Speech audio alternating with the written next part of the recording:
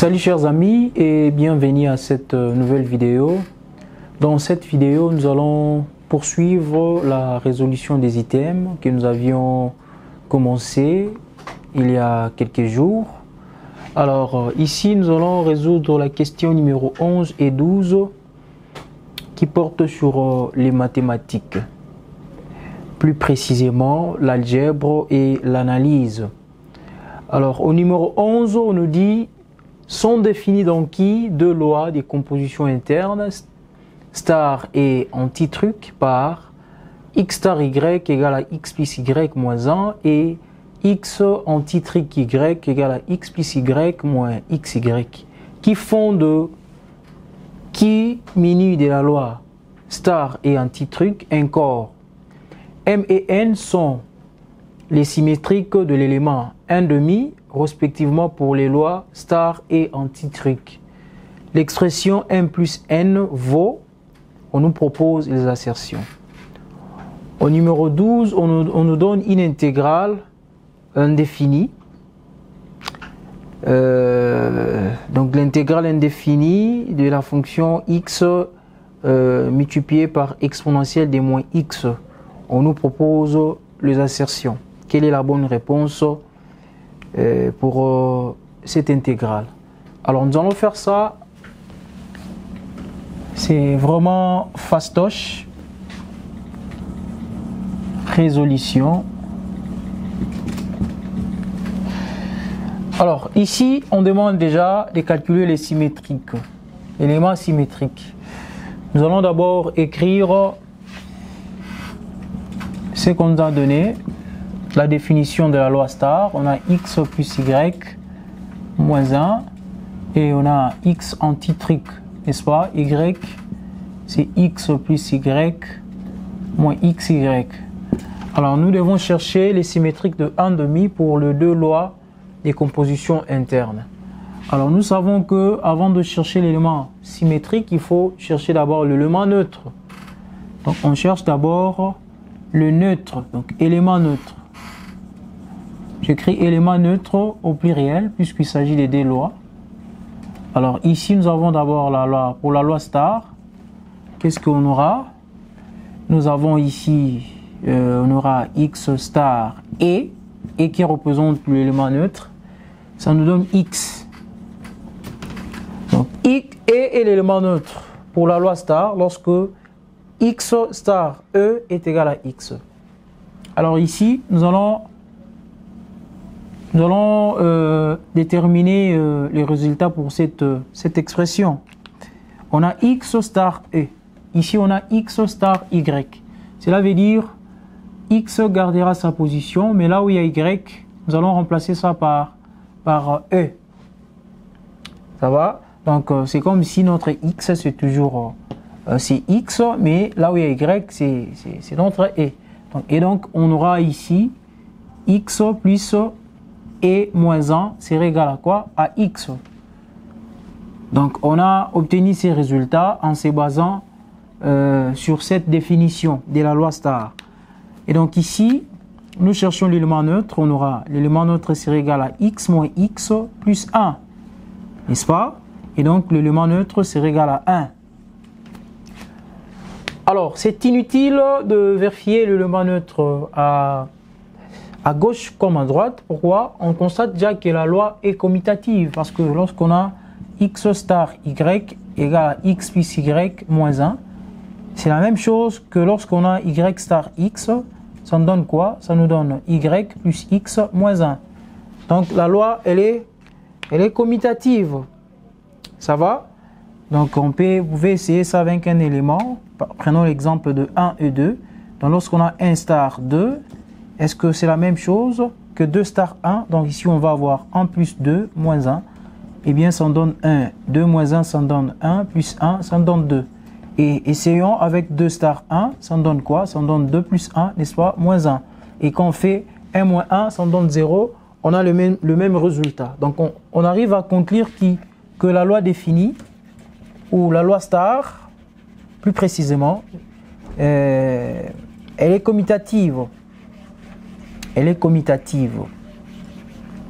Alors, On a trouvé l'élément neutre, on peut déjà chercher l'élément symétrique. Donc on aura x star, n'est-ce pas, x' égale à l'élément neutre.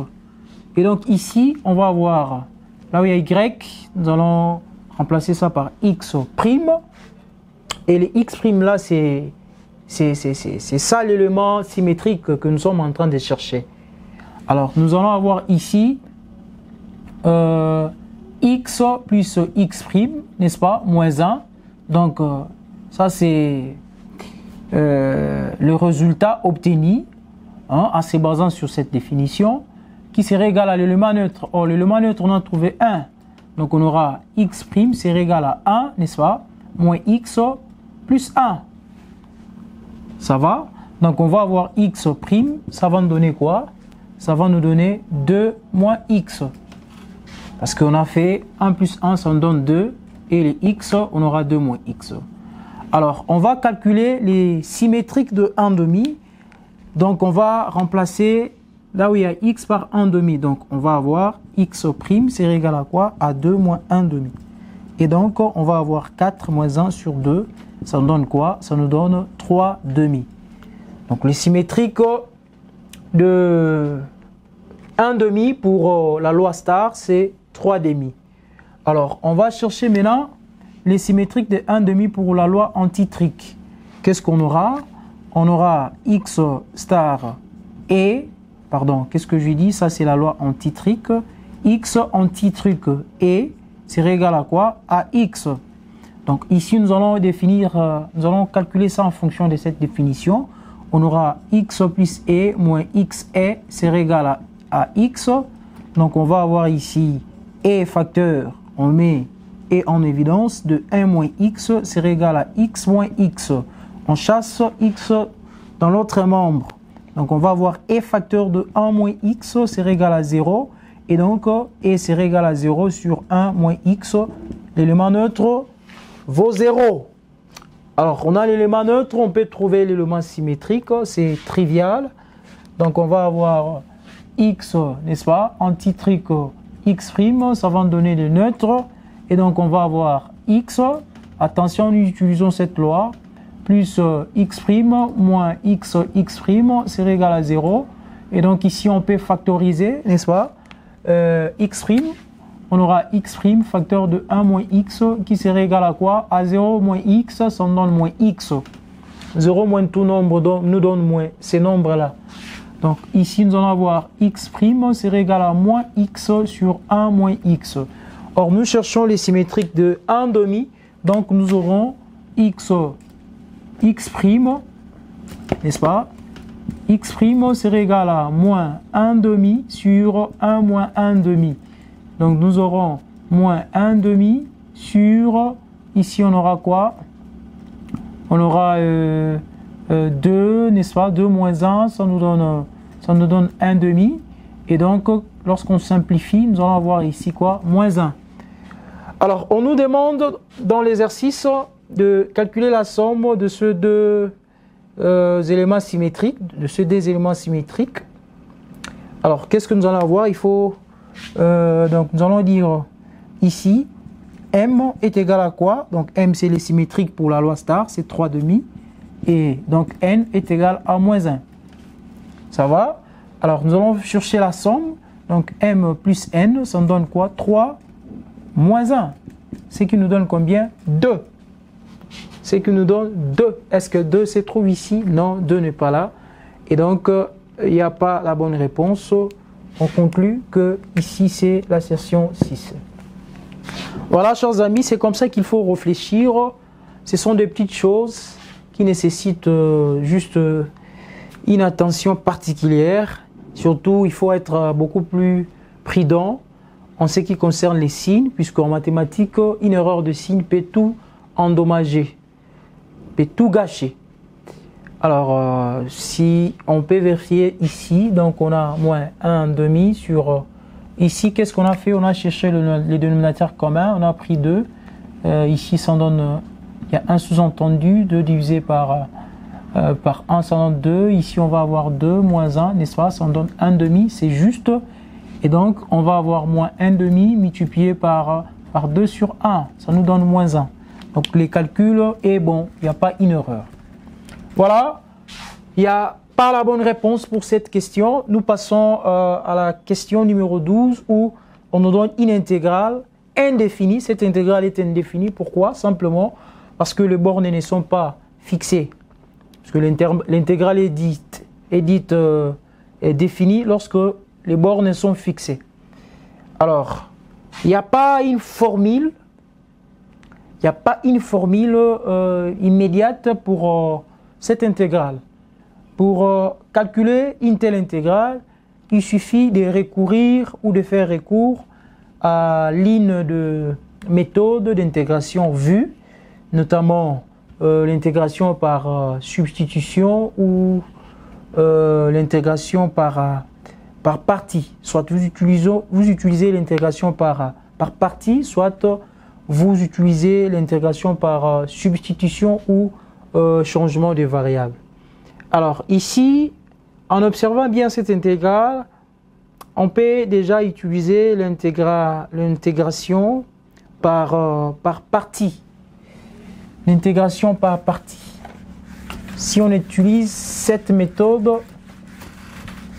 on observe bien déjà l'exercice, on n'ira pas très loin. Alors déjà, je rappelle, l'intégration par partie, nous devons aboutir à cette formule. Donc nous devons avoir, écrivons d'abord l'exercice. Nous avons l'intégrale de cette fonction-là, l'intégrale indéfinie de la fonction x exponentielle de moins x. Ça nous donne quoi? Alors, appelons déjà notre intégrale i, n'est-ce pas? Nous appelons ça i. Et donc ici, nous posons quoi? On pose u, ça va, égal à x. Alors nous devons dériver ça, ce côté par rapport à u, de l'autre côté par rapport à x. Donc on aura 2 de u, ça nous donne 2 de x, simplement, parce que la dérivée de x, ça nous donne 1, x étant une variable. Alors ici, on pose 2 de v, n'est-ce pas, égal à quoi? À exponentielle de moins x, 2 de x. Alors pour trouver v, qu'est-ce qu'il faut avoir? Il suffit de calculer l'intégrale, n'est-ce pas? Donc v serait égal à l'intégrale indéfinie de cette fonction-là, exponentielle de moins x. Or, nous connaissons tous, vous les savez, vous avez les tables des intégrales indéfinies, immédiates, n'est-ce pas? Là-bas, on sait que l'intégrale, écrivons ça en couleur bleue pour différencier.